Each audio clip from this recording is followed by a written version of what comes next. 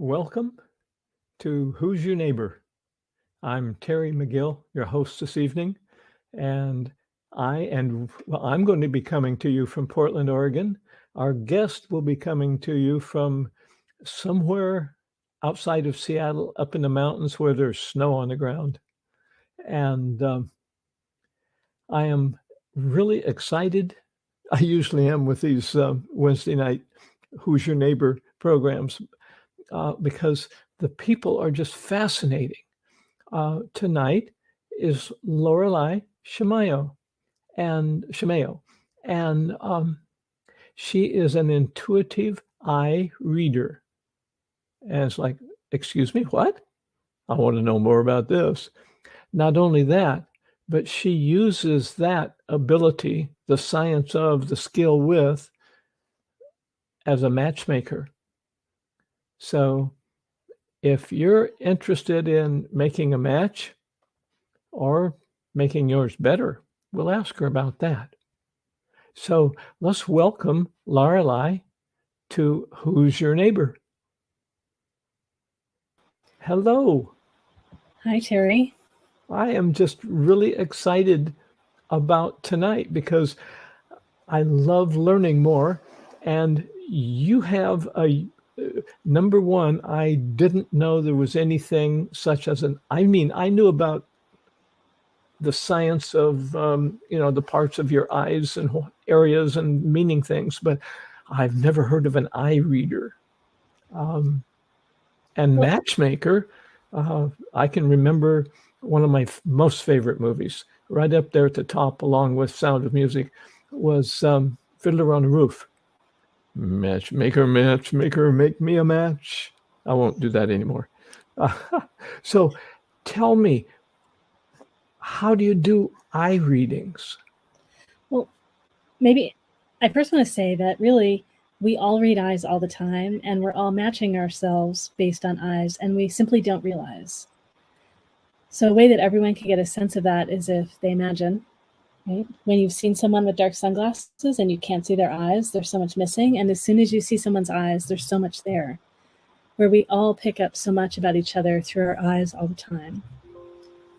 Right? So I'm doing what we all do. I just use a set of archetypes to describe what it is that we see.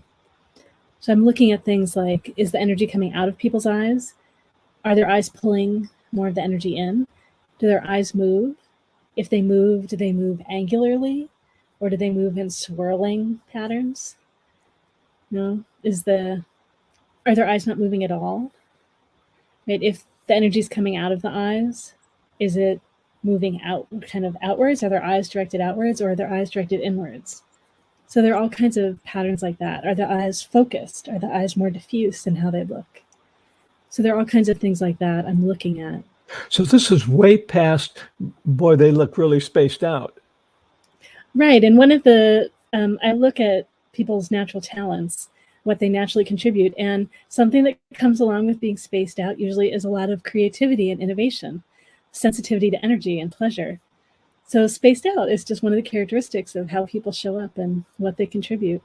By being, more spaced out, they're exploring the edges of what exists and bringing in new ideas and experiences in for everyone. And that probably gives you a sense of how I was raised up, as if you're not paying attention, you're not doing well.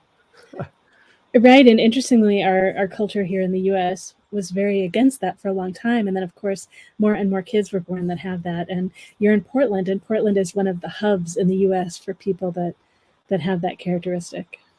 Which one? I call it artisan talent. It's about freedom, creativity, pleasure, and energy. And there's so many people that have that in Portland, Oregon, in particular. And just so many more people have that now than used to, maybe like 50 years ago.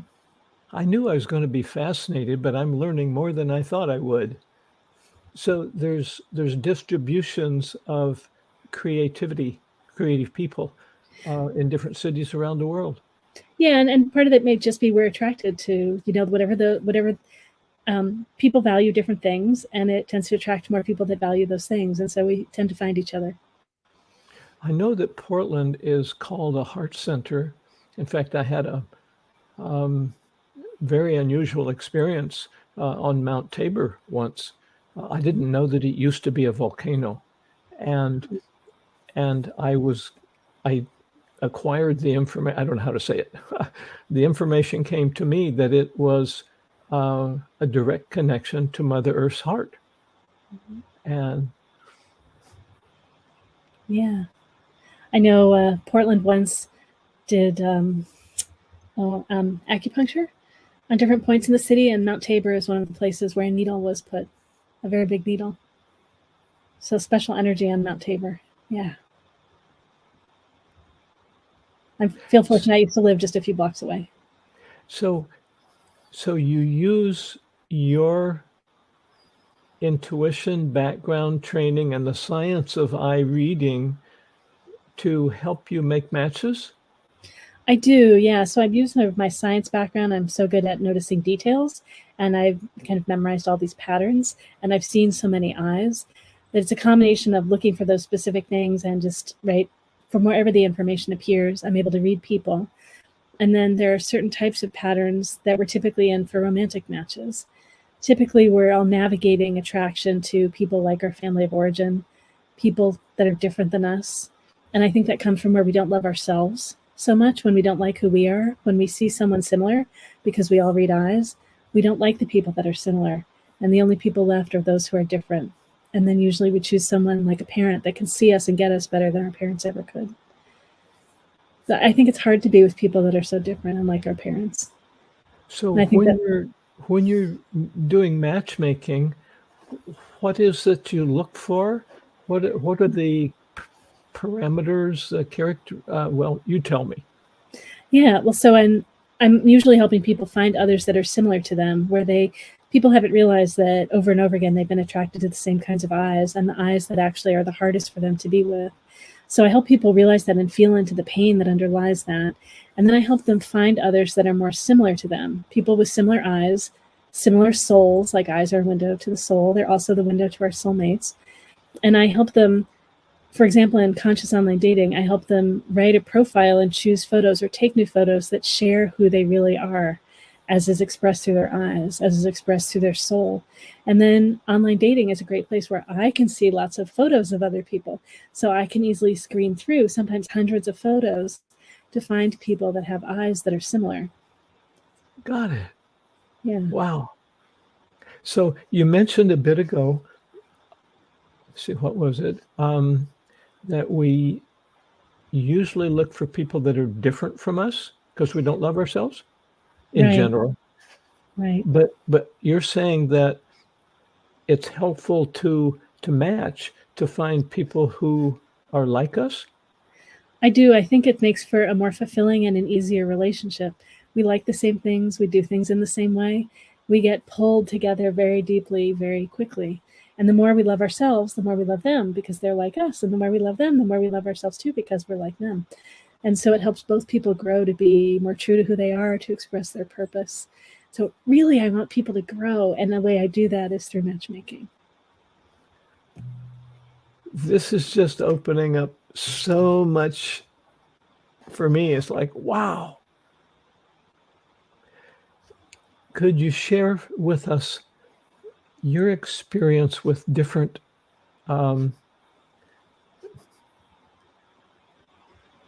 the different groups of people, perhaps? You were talking about archetypes. Would that be like different? Yeah, so I use archetypes that I call thrive types, like archetypes for thriving, to describe who people are. And the kinds of things that I look at are someone's natural talents, so that most directly connects with their purpose. I also look at their pacing, the speed at which they integrate and share and move in the world, how they make decisions, how they communicate, what motivates them, how they protect themselves, and I look at consciousness or worldview. So I look at all those characteristics. And when I'm matching people, I want to find people that are similar worldview, so generally similar in terms of their growth. And then there's another trait, the defense, that I look for some similarity. It doesn't have to match, but some similarity, because that can cause all kinds of problems when it's very different, sort of like attachment styles. And then I look for talent. Say that last part again, please. Like attachment styles. Oh, would you say more about that? Well, I look for people that are similar enough so that when they have opposite styles, whenever there's a small problem, it grows into like a great big problem very quickly if they're very different. So I just look for some similarity. Yeah. So, then, so that's you term that as an attachment style? yeah, I've never heard the term before. I'm just wanting to understand it. I think that, I mean, I know of it in general. I don't know the specific categories of it, but some people are more likely to want to connect. Some people are more likely to want space. And the traits that I look at, some people are more likely to want things planned and organized and neat, and others focus on the relationship and they prefer things to be a bit messy and not face conflict. So it's facing conflict or avoiding conflict. And when those are very different, that causes all kinds of problems and gets worse and worse. Interesting. So I like to find two neat people or two spontaneous people. And then one of the most important traits I look at to match are the talents. Those are the traits that are most directly connected to our purpose. The talents? Talents. There are 7 of them, and I describe each person as having 3. And one of them is the artisan talent that I mentioned is so common in Portland. So I can say a bit about the 7 talents. So one is the artisan. It's about freedom, creativity, pleasure, and energy. One is about love and intimacy and deep connection. That's called server. That's about honoring all life and experiencing feelings in the moment. Another's called priest or priestess. It's about inspiration, vision, passion, motivation. It's about using emotions to pull things from where they are to where they could be. And then sage is about community, communication, playfulness, and fun. They're the ones that are about like the dance of people connected together. And yeah, you've got a little of that. It's great the way you light up as I talk about it. To me, you do. And then 2 are about action. One is rare. It's called Queen or King. It's about seeing a great big opportunity to take action, often that builds a new paradigm, and they direct others to take action. And then warrior is the one that takes action themselves. They're often behind the scenes getting everything done. So people don't see them as often, but there are a lot of them out there. They're about efficiency, effectiveness, grounding, and practicality. Did you say that's called warrior? Warrior, yeah. And then scholar is the 7th one. It's about absorbing information to build knowledge, create a map, and share knowledge from that map. And they all have growth lessons too. So people have 3. So there's 7 of these archetypes. Yes. If you don't mind sharing, what are your top 3? Sure. I have scholar and warrior and sage. The order matters. The first one is the one that I love to match the most when I match people. And I'm dating someone that has scholar and warrior and priest. So scholar is about absorbing information to build knowledge. So I'm always helping people understand. Sage, as I mentioned, is about community. I run all kinds of community events. And also sage sees patterns well. So I'm seeing patterns in people all the time. And then warrior, I'm grounded and practical. I'm all about practical applications like matchmaking, or a practical way to grow is to do it through dating. And then I also running all these events. It's a very, I'm holding the space really for all sorts of other people to share their work too. You are fascinating. I'm sitting here and I'm going, wow, this is really a whole new awareness level for me.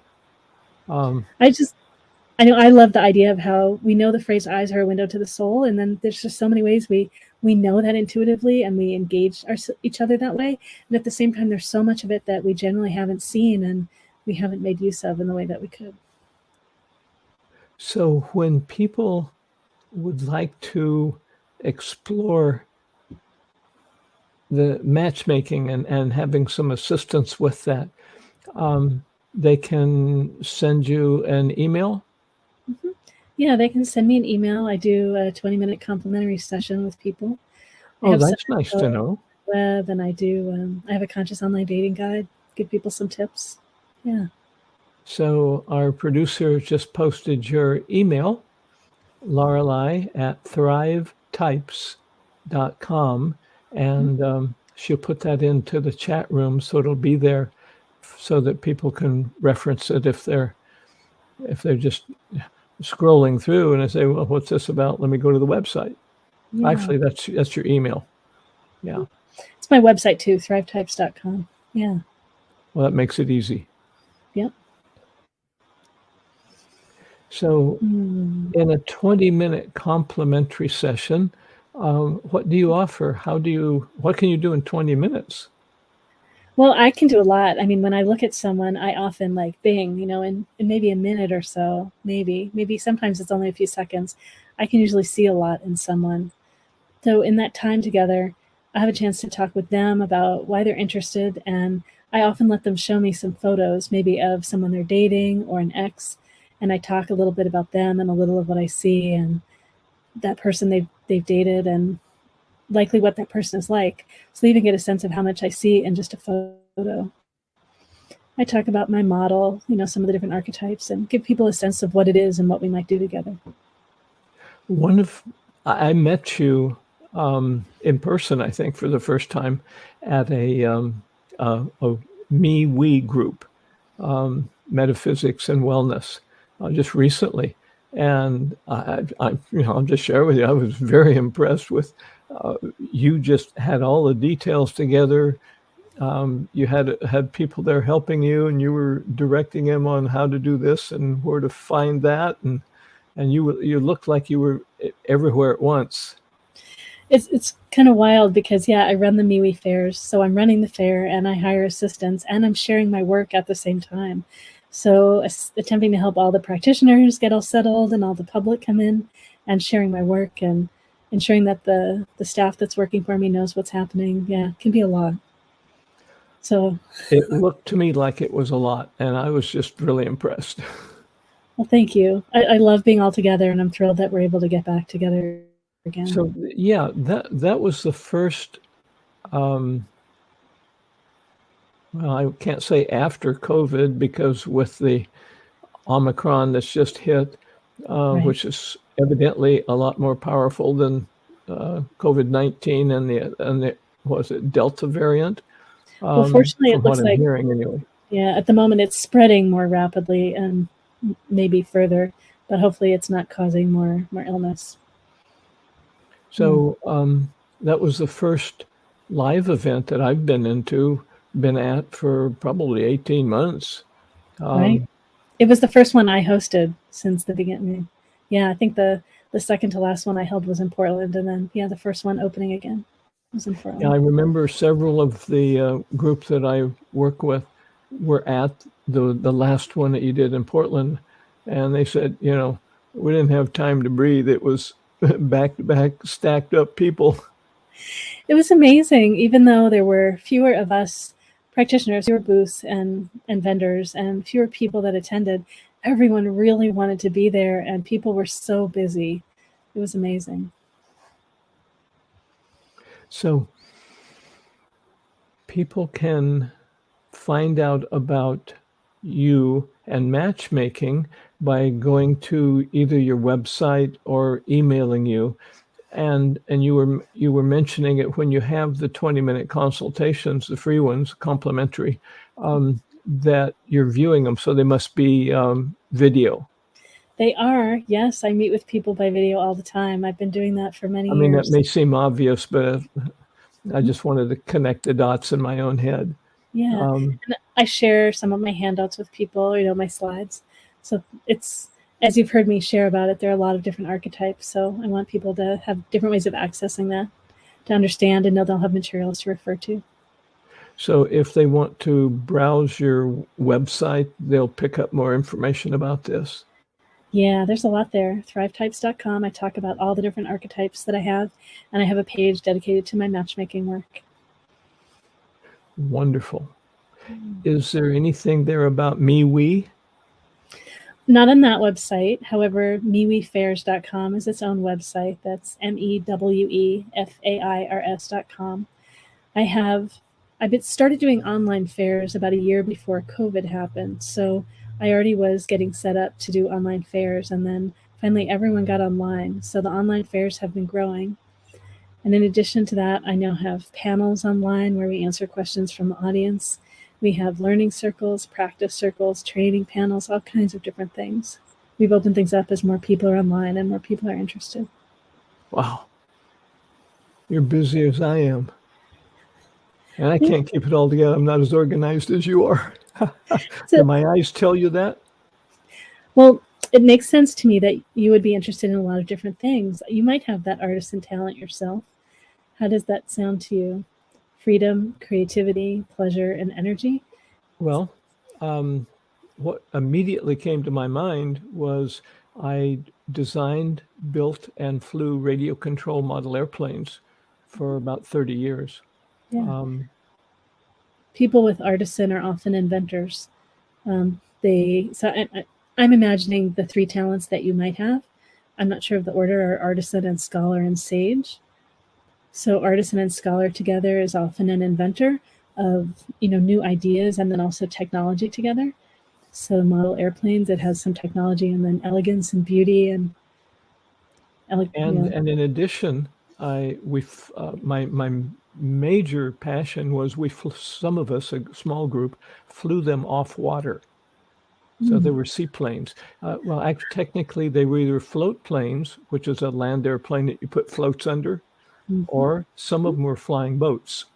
And yeah, it's amazing. I think about it. I spent 800 hours building one.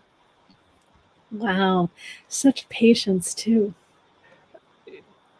Yeah, it took 3 years. It was the most complex thing that I've ever done. Yeah. Did you always choose planes? Pardon? So how much did you choose planes that were beautiful and how much that they had function that you were really interested in? For me, functionality comes first. And the beauty for me, I was up at 6 a.m. one day on a reservoir on the backside of Mount Hood, and it was so calm. And the most beautiful thing for me was watching this rather ugly airplane that I was flying. I mean, it was not a beautiful airplane, but it would come down and it would kiss the water with the floats, not settling in, keeping speed up. So it was skimming across the water and then it would take off again. I would make it take off again. So control. I noticed one thing about that was I was really into control. And you have to be. I don't fly anymore because I had several concussions, and you have to hold your focus on that airplane, because if you lose your focus, crunch. It sounds like it was probably a meditation for you, even though it wasn't set up to be that. It was. I didn't understand that, and as soon as you said it, it was like, why didn't I realize that? Yeah. I used to throw pottery and I didn't realize until many years later that it really was a meditation, right? Everything also disappear and I'm so focused on the tiniest details and such hyper awareness of my body to make the shape that I want. Yeah. I've watched potters. It's like, wow. It was like watching Yo-Yo Ma play the cello. I saw him in person when he was in Portland once. He closed his eyes and he's playing this rather complex piece with his eyes closed. And I made a mistake. Out loud, I said, I forget what the words were, but they were loud enough that my wife said, shh, because I was interrupting other people's enjoyment. But I was just totally amazed. I'd never seen anybody that could do that. Yeah. So what kind, is that the artistic trait? It's artisan too, yeah. So there's all the different senses, like hyper awareness of all the different senses. And so, yeah, he's connected in so many ways to what he's doing. How many years have you been studying eyes? Oh, a little over 15 years. And it's really been like my full-time passion for so long. So I enjoy talking about you. I just love people. I enjoy discovering people and all the nuances of who people are shows up. Well, I enjoy discovering people too, and I didn't realize how much until we started hosting these Who's Your Neighbor shows. And those of you you're number 8, and those of you who show up just fascinate me. I mean, we knew ahead of time that you were, I call it undiscovered genius. Um, you're really, old phrase, right? Salt of the earth. Um, you're all you individually, but you as a part of the group.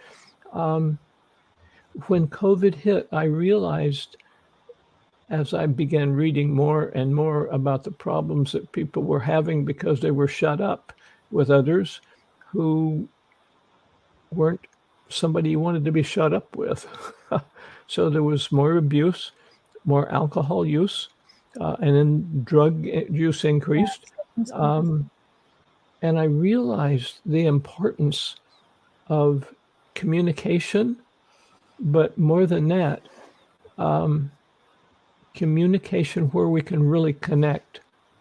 Now, you and I are connecting, to me, admirably, given that we're miles apart. But were we in person, there would be a completely different facet to it. I know the Heart Math Institute. Are you familiar with them? Yeah, I am, yes. Yeah, Doc Childers and his wife and the group have done research for 25, 26 years. They've even developed a course now to teach people to go out and teach people how to connect more with their heart. And so I know, you remember the first thing I saw was the heart field is 5,000 times stronger than the mind field. And I went, I don't believe it. No, I didn't, because I believed I had to have the mind to survive. But the more that I did I can't really call it web research. I mean, that's not really research, but the more I read, the more I saw that concept replicated, and other people were doing similar studies. And then I got more involved in that kind of stuff. So when we're close together, our heart fields are more connected because we're close enough that we can feel that effect with one another. A physicist, Dr. Rulin Shu, has been doing some research and has co-written 2 books with Dr. and Master Zhigang Sha about, they title them Tao Science, the science of Tao. And from a physicist, I mean, she's a real live physicist. When she talks math, I'm lost, but she breaks it down, and there's a term that I love, quantum entanglement. So at the heart level, we have to be within a certain number of feet or meters.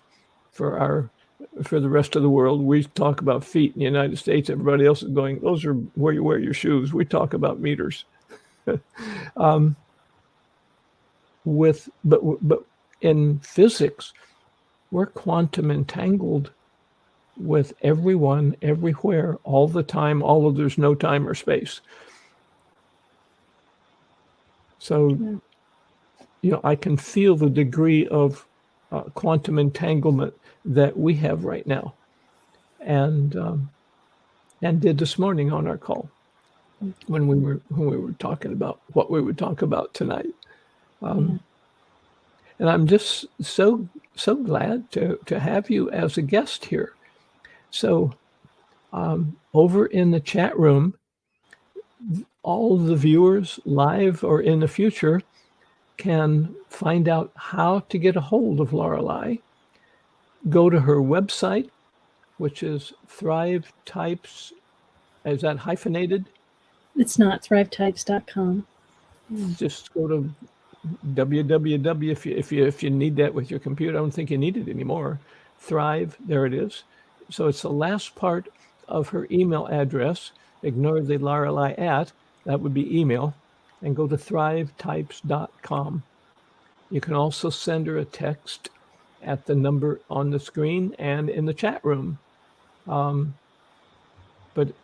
my experience, because I love going to people's websites and finding out more perspective on them before we have the show. And I just I was just realizing I spent more time than I should have that day because I had tasks that got put off. But Lorelei, I thank you for spending the time early this morning and now, and I know I'll see you around again. Thank you so much, Terry. It's been lovely being here. Thank you so much. And for our listeners, watchers, both, we were speaking a bit, very briefly, about something called, the correct term for it is Tao Healing Hands. And it is an energy transmission. I call it a blessing when I offer it. And if you're not familiar with it, our producer is going to put the link where you can get if you'd like, you can have a free 10-minute, there it is. I call it the MailChimp link. It's an introduction to Tao Hands. When you go there, there's a banner at the top, says something about Tao Hands. Right under it, it's experience an instantaneously experience a free Tao Hands blessing. So it's by a very powerful healer. He's at least 2 levels above where I am. It's 10 minutes, which is a good length of time, and it will give you the ability to have an experience free. And there's also videos and links to more information about if you would like to become a Tao Hands practitioner, for example. You can use Tao Hands to heal yourself. I mentioned several concussions, and I have regained so much mental functioning, not the ability to focus and fly the model airplanes. That hasn't come back yet, but it could. And there's so much else that has come back. It's like I go into almost ecstasy at times from the little things. It's like, wow, I just remembered somebody's name from 40 years ago and the incident. Some were good, some I wouldn't want to repeat, but I remembered them. So whether it's memory, finances, relationships, literally, you name it, any physical condition, including hearing. Do you have tinnitus? Some people call it tinnitus. I used to. A doctor says, it's tinnitus. And he had a white coat on, so I started calling it tinnitus. Just joking. So you can go to the website and have an experience of Tao Hands. And you can come back next week and we're going to have another fascinating guest. You will not believe what she does, created, and has run as a not-for-profit organization for 10 years in the Portland area, from a bicycle. Special bicycle, yes. So until next week, who's your neighbor?